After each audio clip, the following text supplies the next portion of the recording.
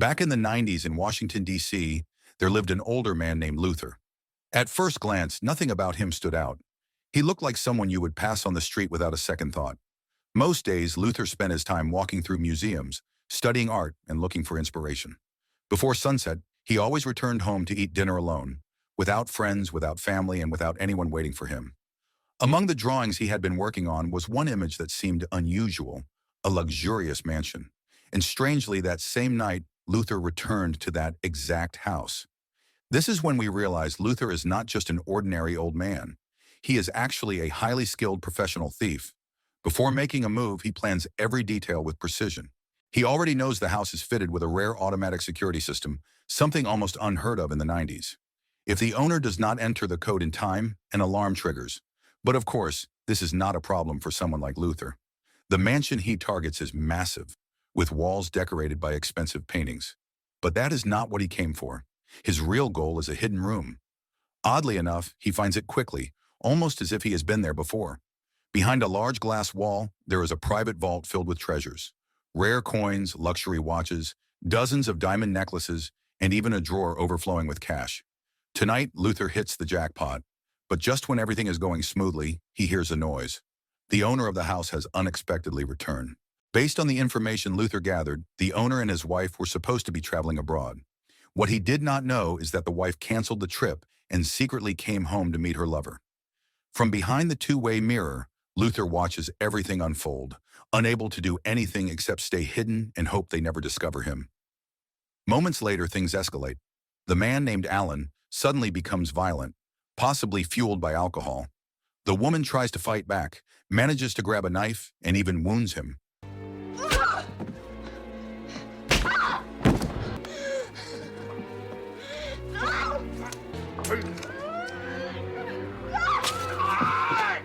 But it is not enough. Alan is stronger. Just when it seems like she might escape, two men rush into the room and immediately shoot her.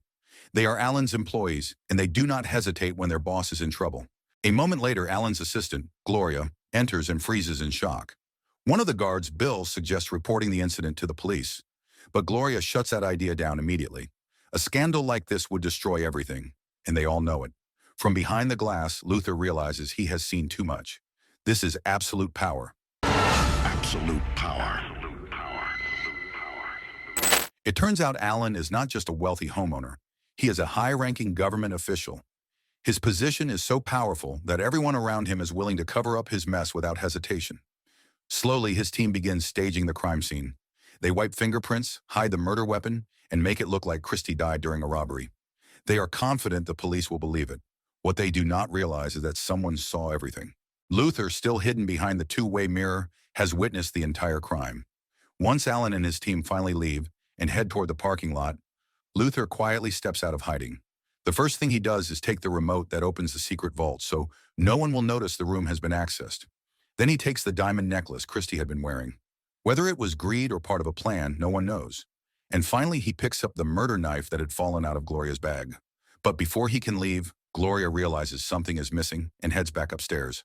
As she approaches, someone spots movement near the window. Luther has been exposed. Fortunately, the house is enormous.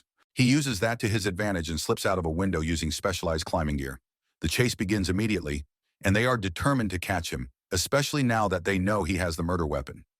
Even though Luther is older, he has no choice but to run with everything he has stolen. His pursuers are military trained and physically stronger, but the darkness and dense trees give him cover.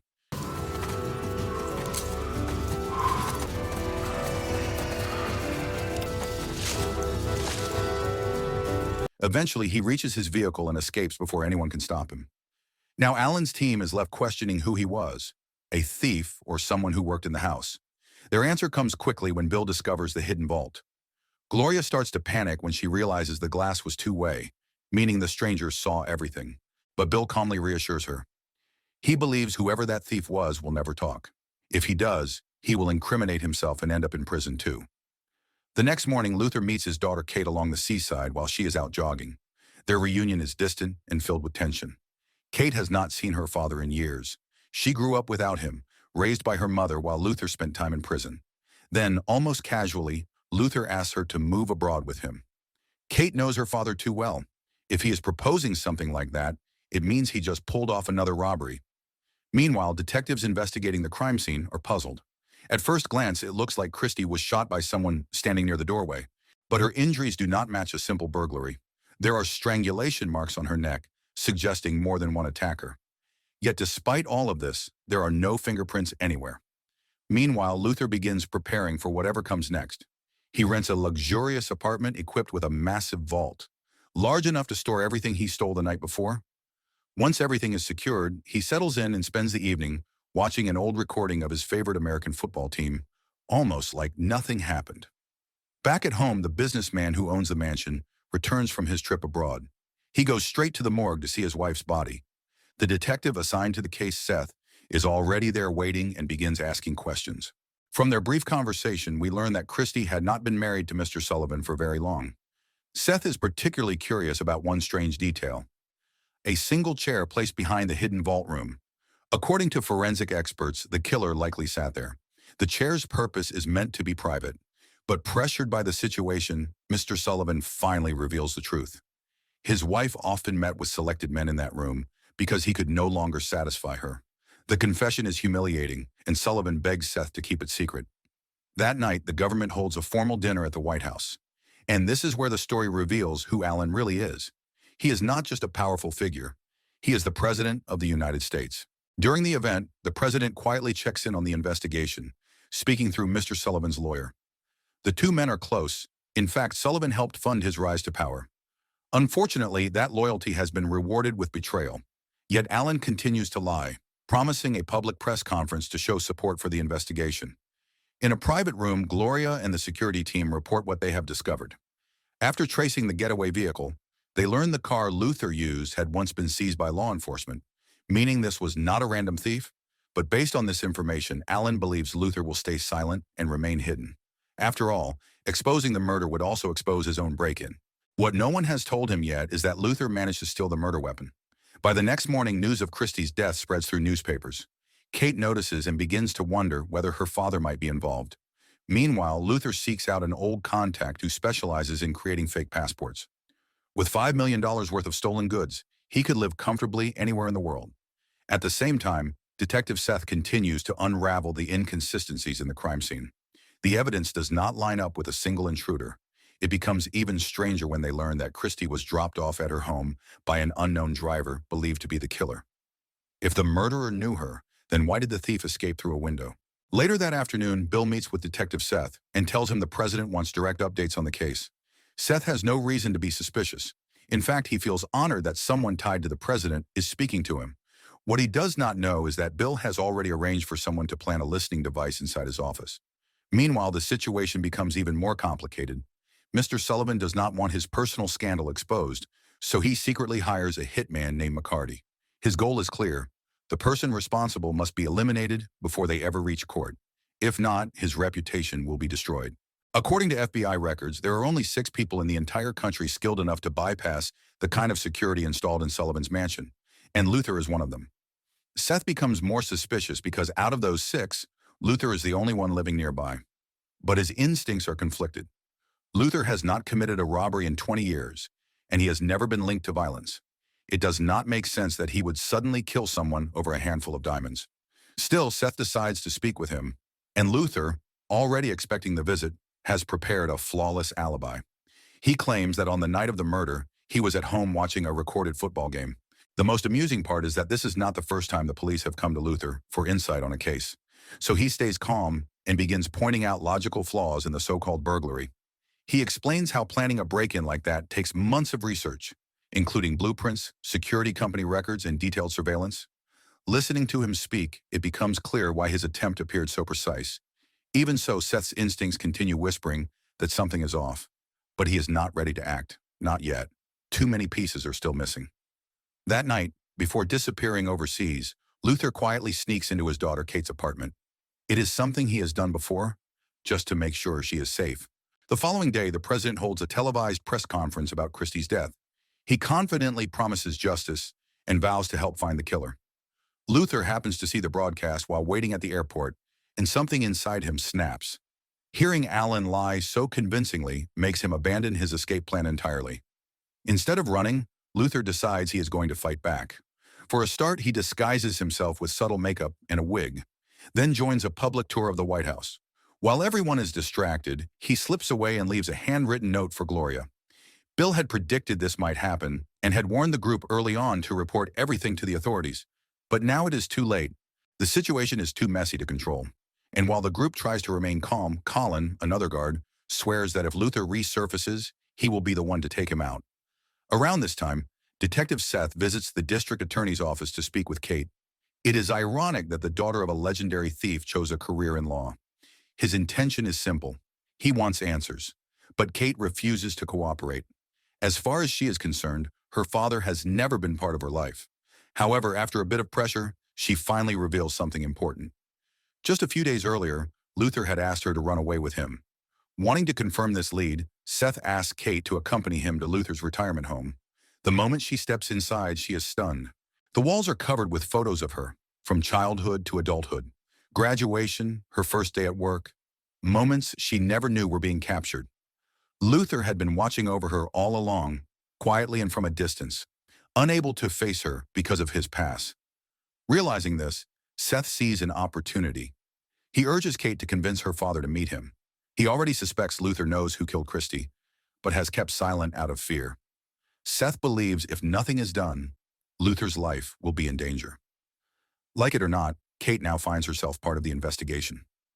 Later that evening, Kate calls Seth to update him. Luther has not picked up, but she left a message telling him to meet her at a cafe the next day. What she does not know is that the call has been intercepted by the president's security team. That night, Luther listens to her message again and again. The tone of her voice tells him everything. Something is wrong. Before the meeting takes place, Collins sharpens his long-range shooting skills. His intention is clear. If Luther gets captured, he will not live long enough to talk. Meanwhile, Seth coordinates a large operation. Officers are assigned to surround the meeting location with tight security. It may look excessive, but Luther is known for being incredibly resourceful and nearly impossible to catch. Extra caution is necessary. Bill is invited to witness the operation firsthand, while Colin positions himself across the street, hidden near a parked vehicle with his rifle ready.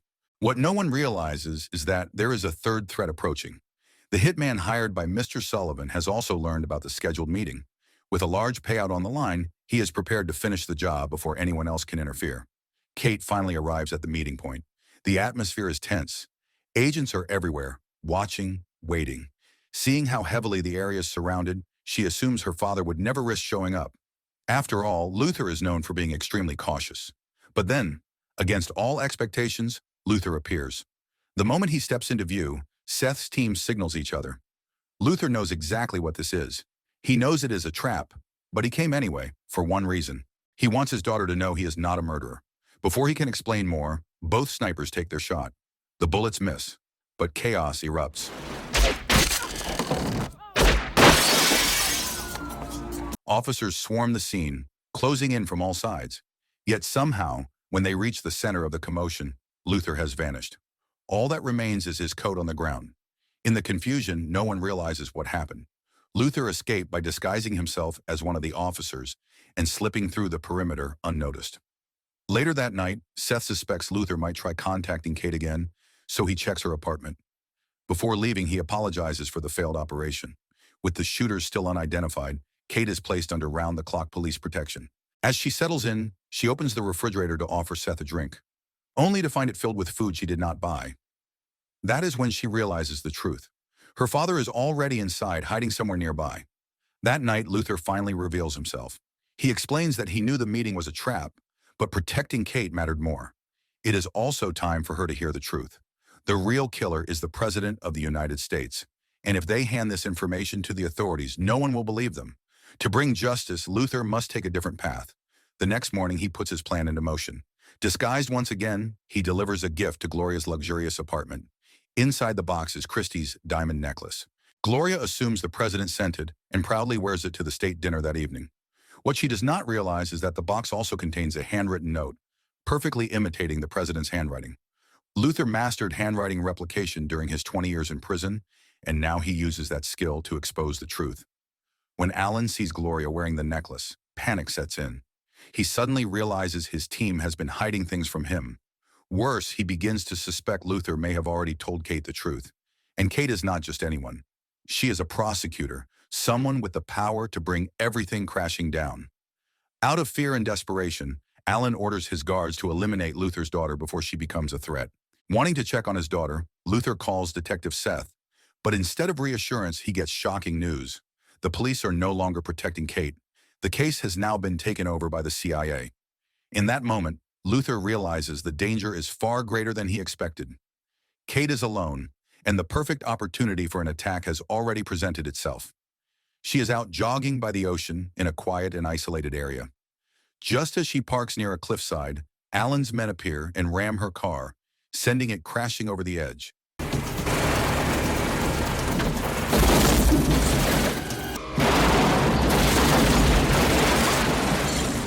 Luther arrives moments too late, but his presence saves her life. Emergency responders get there in time, and Kate survives the fall. However, her safety does not last long. Once Colin learns she lived, he immediately puts a new plan into motion. That night, he disguises himself as a doctor and sneaks into the emergency ward with a syringe full of poison. He moves carefully, step by step, getting closer to her bed. But just before he can finish the job, Luther appears.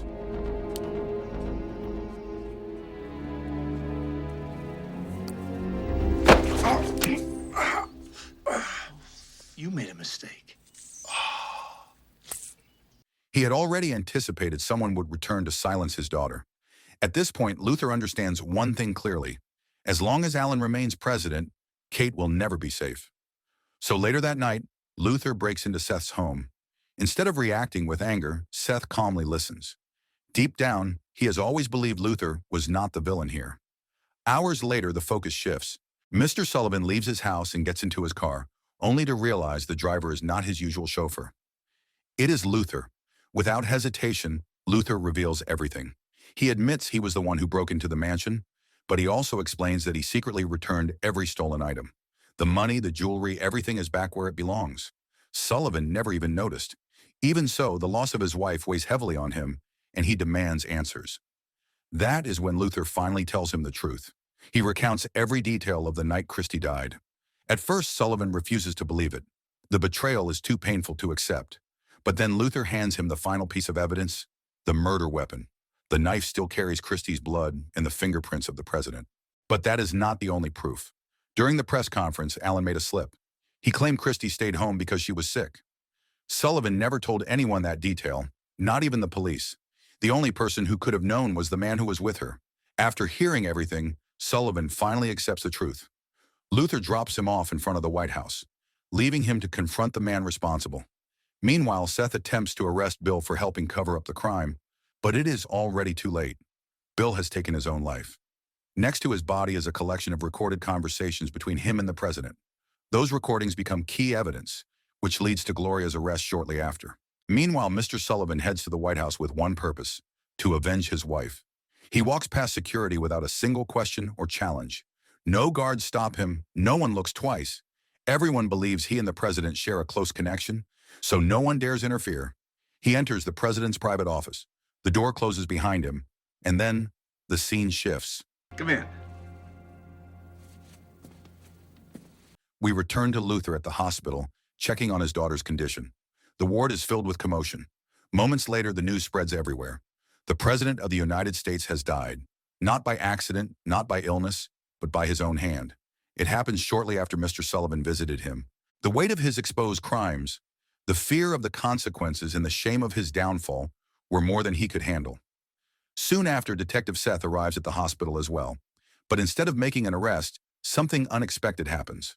He begins to show a softer side, hinting that once Kate recovers, he would like to take her out to dinner. By the final moments of the story, the dynamic between father and daughter has changed. The distance, anger, and resentment that once defined their relationship begins to fade. Kate finally understands that despite his past, Luther never stopped caring for her. Everything he did, right or wrong, was connected to protecting her. And after everything they have endured, both of them finally find peace. So the moral of the story is, if you're going to commit crimes, at least make sure you're fitter than the people chasing you, and never underestimate a lonely dad with emotional damage and free time.